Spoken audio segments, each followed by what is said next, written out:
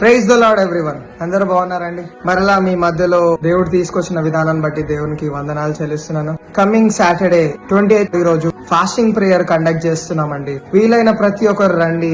ఆ రోజు morning 9 o'clock to afternoon 3 o'clock వరకు 6 hours మనము ఫాస్టింగ్ ఉండబోతున్నాం.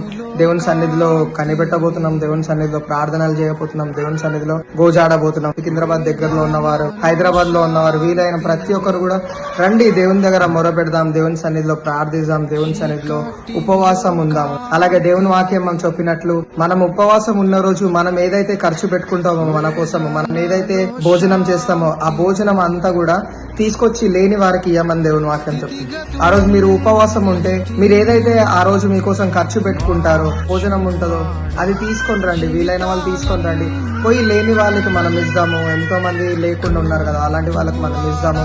అలాంటి వారిని మనం బలపరుద్దాము. వారి కోసం ప్రార్థన చేద్దాము. అలాగే మన కోసం మనం కూడా ప్రార్థన చేసుకుందాం. మన కుటుంబాల కోసం ప్రార్థన చేసుకుందాం.